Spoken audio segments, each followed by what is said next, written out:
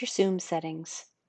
This won't be a one-size-fits-all. This is going to be dependent upon your style and preference.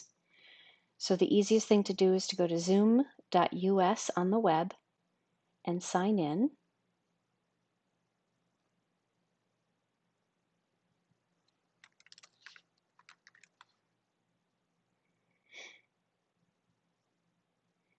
And from here, it's going to bring you into your settings.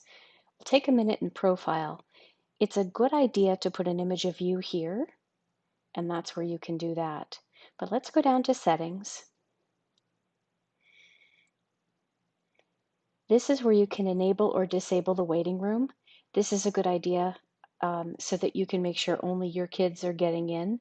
Your Zoom links will be shared through Google Classroom, so they'll be pretty secure. And if you don't want to be bothered with that, you just want to click it because you have other things to attend to, and you don't want to make sure you admit each person in, turn this off. That's okay.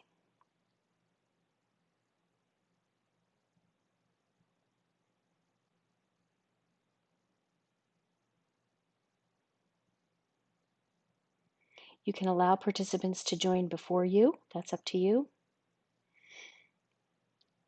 You can decide to mute people when they come in.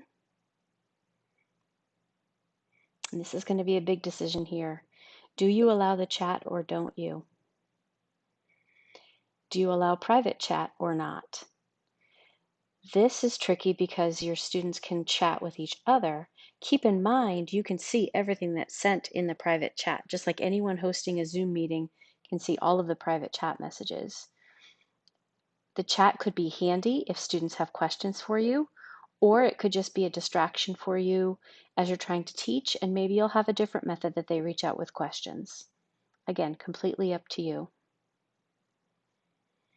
Do you want to be the only one to be able to screen share or let everyone? Again, personal preference here. Disable desktop or screen share. You can disable the annotations and the ability for them to share the whiteboard. This is kind of neat. This is the raising hands thing and the clapping thing. Can you allow them nonverbal feedback? That's up to you. And as you go down through here, there are some more settings that you want to take a look at. Do you want to allow them to use virtual backgrounds and filters? So it's worth taking a scan through all of these. As you can see, there's just a few settings there. It's easier to set things up here versus starting a meeting and changing your settings as you go. So those are just a few things to keep in mind. Again, these will be personal preference when you're deciding to set up a Zoom meeting.